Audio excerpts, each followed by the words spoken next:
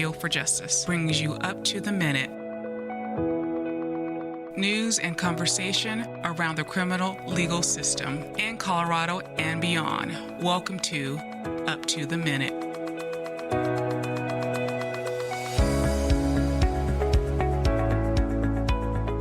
Hello, everyone, and welcome to Colorado's Radio for Justice Up to the Minute. I'm Michael Clifton, and this is my co-host, JoyBelle Phelan. And today we're going to take a look back at the legislative session for 2025 and a look back at our season Up to the Minute. And today we have Dana Steiner here with us. So would you like to introduce yourself? Hi, everybody. Thank you so much for having me. And my name's Dana Steiner, and I am Policy Counsel at Colorado Freedom Fund. So here to talk about municipal court fairness and look back on the legislative session with you. Dana, thank you so much for joining us again. Will you remind us what this Bill 1147 is that we're talking about? Yeah, absolutely. 1147, now vetoed, was a bill that would have eliminated sentencing disparities between municipal courts and state courts across Colorado. So currently, we kind of think of municipal courts as being lesser and of less consequence, maybe, than state courts. But in reality, municipal courts across Colorado have actually become the most punitive courts for poverty-based offenses and lowest level offenses. And so we've seen stories come out of Grand Junction and Pueblo and Westminster and Aurora and Denver and all around, where folks who are accused of or have been convicted of these offenses that are criminalizing poverty are subject to sentences up to 30 times longer than those that they would face if they were accused in state court. And this 1147 would have made those sentences equal, no matter which court somebody was charged in, no matter which side of a certain street they were sleeping on, they would be subject to the same predictable sentences. Okay, great. Thank you for that.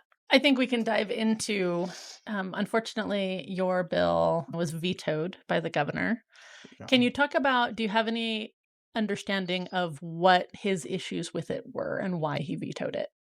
Yeah, we do, because he released a veto statement. So when he decided to veto the bill on May 16th, his office did put forward a statement saying a lot of the things that we heard throughout session again, and without responding to, the arguments that we had put forward in response to those. So some of those would have been that municipalities should be able to experiment with public safety, and municipal courts should be able to be responsive to local needs. And while that is absolutely true, we don't disagree with that.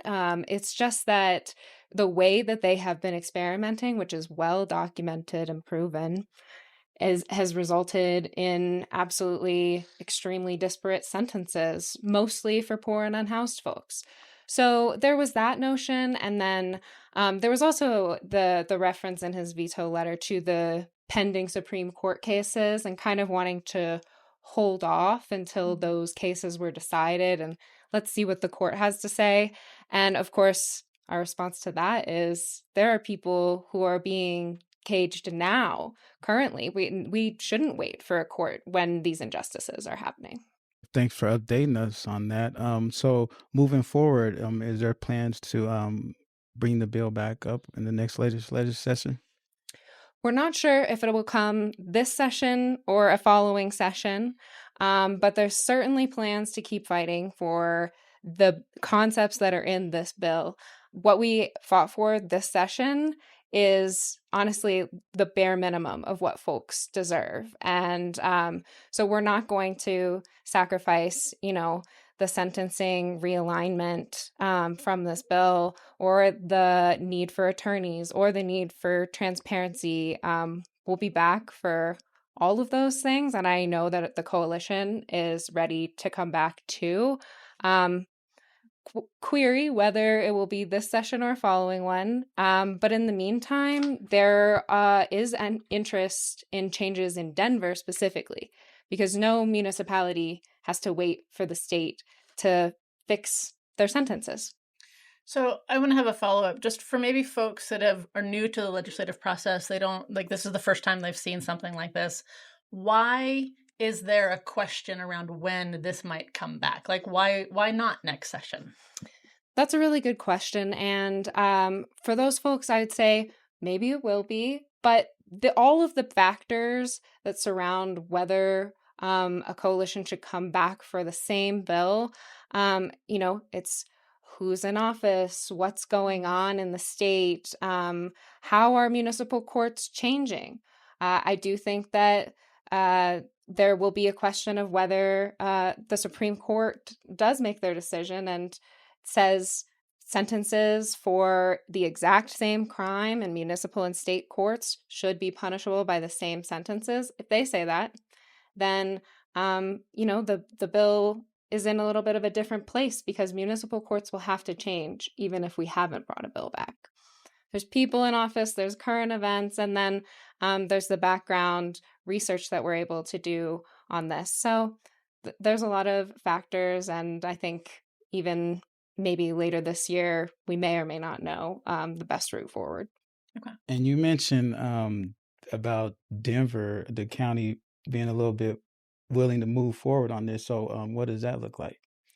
Well, actually, Denver City Council Budget and Policy Committee, which is the whole city council, met to discuss a couple topics, and one of those was municipal sentencing in Denver. So they took a closer look at who is being sentenced for municipal crimes in Denver, and we learned that it is a majority of folks who are unhoused that are being sentenced to jail time in Denver. And we learned that a lot of times folks are spending longer in jail than they would at the state, than they would be allowed to be sentenced to at the state level. So Denver is not immune to the problems that we have seen in municipal courts across the state. And unfortunately, most penalties for Denver crimes are actually 300 days in jail. Mm-hmm. And so that includes things like petty theft, trespass, and things like curfew hour violations in parks, which all of those things are exactly what we know affects on our unhoused neighbors.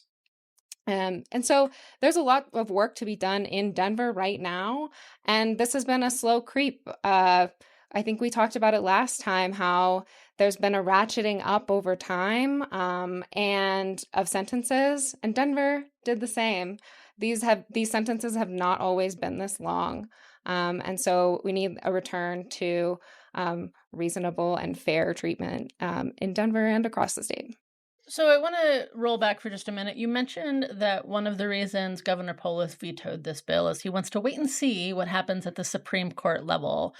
For people that at home that maybe don't know what that is, can you give us a little sketch of what are those and how could they impact what you're trying to do one way or the other? Absolutely. They are two cases, one out of Aurora and one out of Westminster. And this is Simons and Camp. These two cases have been paired together because they're very similar. And so one of them is somebody who is accused of petty theft of survival items. And another one is somebody who's accused of trespass while seeking shelter. And so both of those are petty offenses at the state level that are punishable by a maximum of 10 days in jail.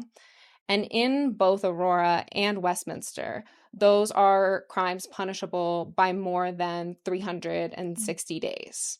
And so these folks have not actually been convicted yet, and they are contesting the fact that they could be subject to those disparate penalties. So in the bills, is there anything in the bills to address like bond or like PR bonds for these people that are in this situation where they're being, held, maybe not found guilty yet, but they're facing these long sentences for something that in the state they might be facing 10 days?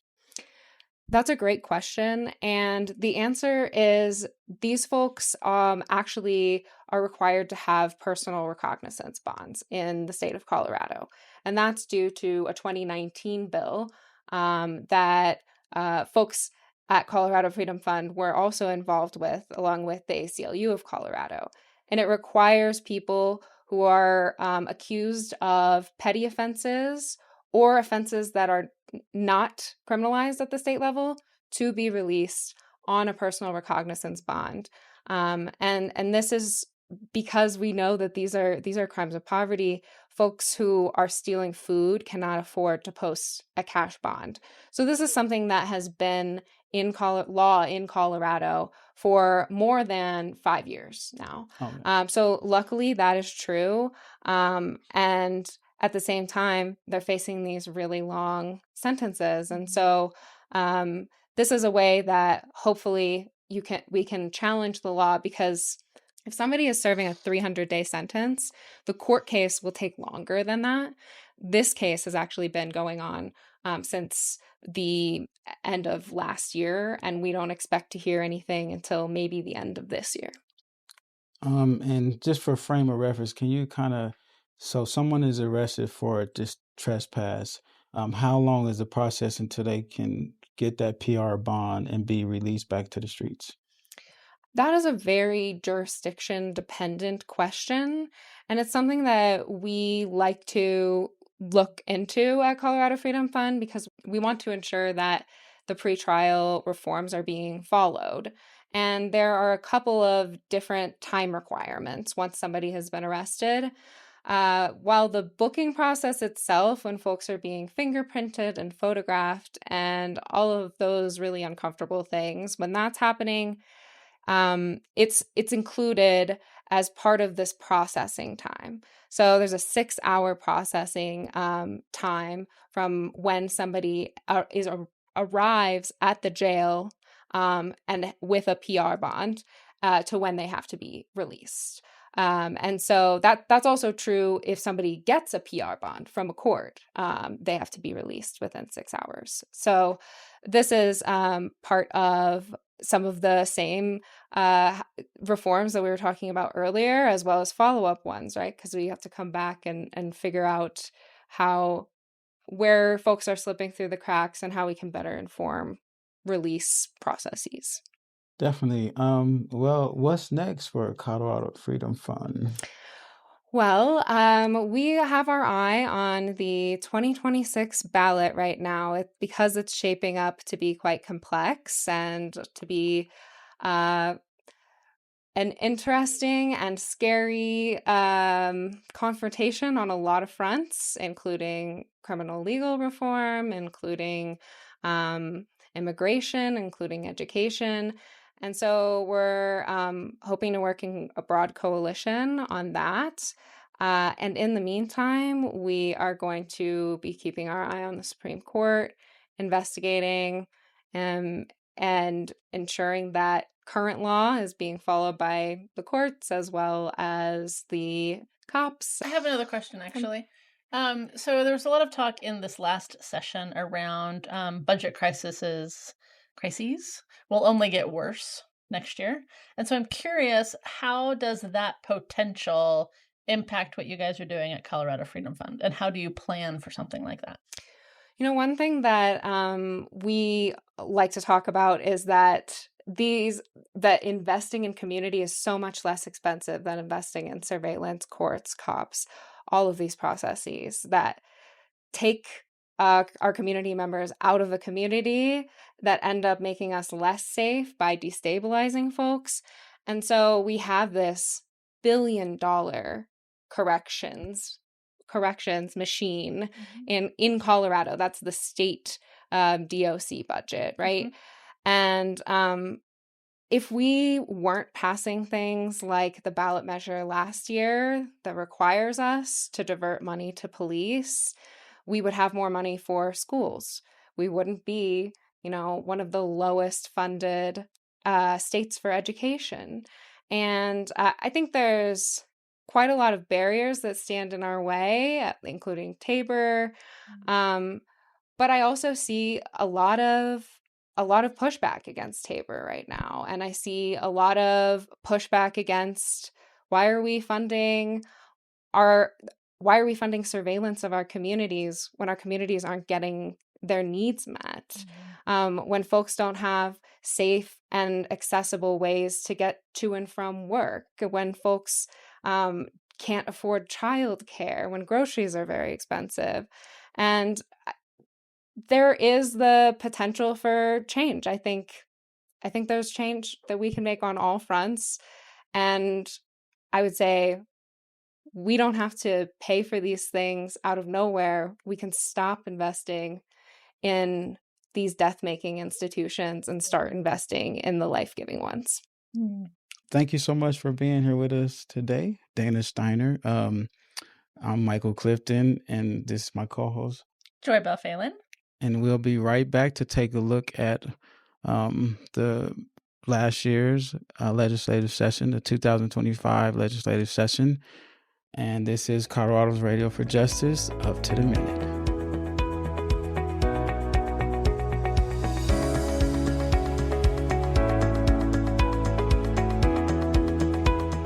I'm Michael Clifton. I'm JoyBelle Phelan. I'm Trevor Jones. I'm Tiffany McCoy, and this has been Up to the Minute on Colorado Radio for Justice. So anyway, let's get back to Up to the Minute Season 1. Let's just go through, what did we do this season? Wonderful. Let me begin. The first episode of our first season, what we actually did was we introduced the team, got to meet all the co-hosts, and got to meet some of the main contacts that we have at the CCJRC. So we were able to actually meet the whole team, and we explained what Up to the Minute was going to be, how we were going to try to explain current legislative news that was of significant importance to people justice involved. And then we took off from there to the next one. In our second episode, we talked about House Bill 1147, municipal sentencing with Kyle Giddings from CCJRC. And then after that, we talked about House Bill 1013, which was the right to visitation. We did that with Kim Ray and Langston Mayo from End Slavery, Colorado. After that, we followed up with House Bill 1147 and how a bill becomes law with Dana Steiner from Colorado Freedom Fund. Yeah, I remember doing that one. And we decided to do that because originally we talked about 1147 with Kyle from CCJRC. And we thought it would be interesting for the folks at home to know, why this mattered. And, we sort of wanted to channel Schoolhouse Rock of how a bill becomes a law. And Kyle Giddings was great for that all season. He was a source of information and guidance on understanding a lot of these processes. On the next episode, we actually did get a chance to get a legislative recap, things that went right, according to the CCJRC, things that might have not gone the way as planned, and then where they would like to see things go in the future. And after that, we had a 2-part series with the latest in youth justice with Dana Flores from the National Center for Youth Law. And then after we met with Dana, we were in that window of time where the governor can veto a bill.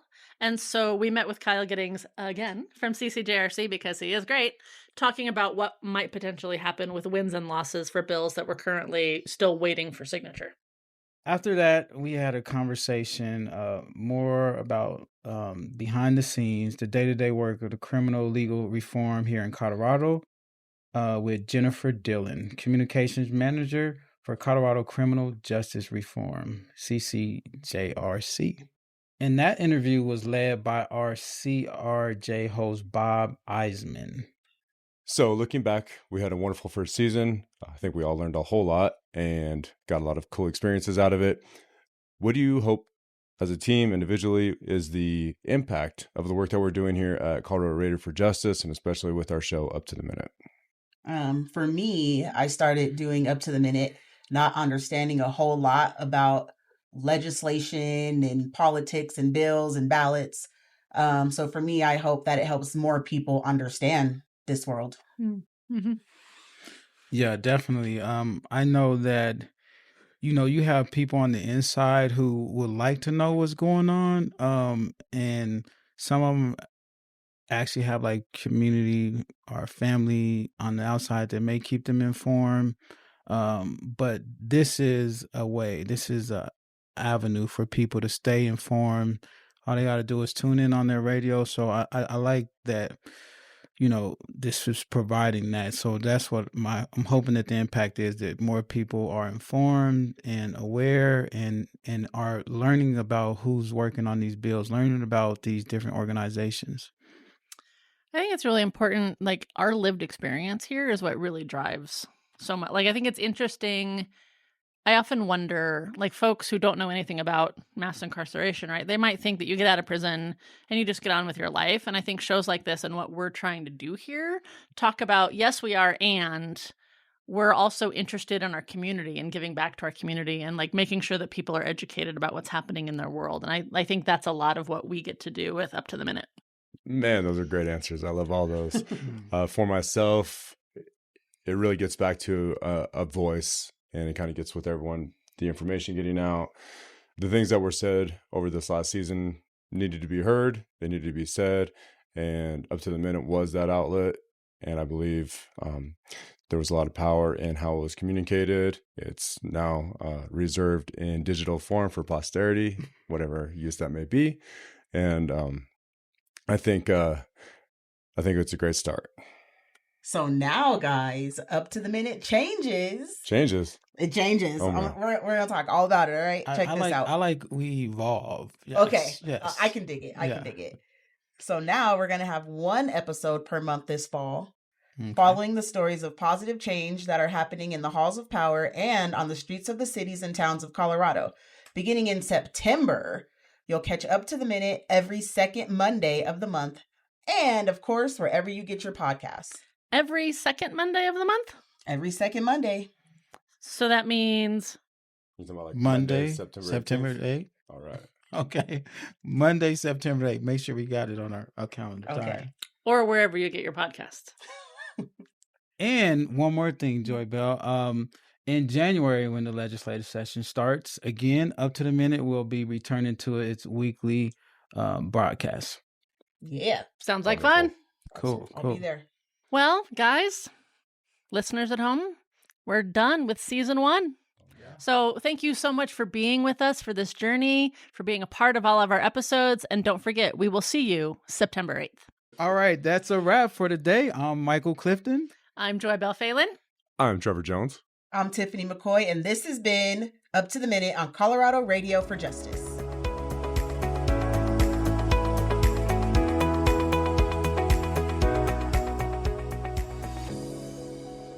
Up to the Minute is a production of Colorado Radio for Justice. Tune into our 24/7 broadcast on www.radioforjustice.org.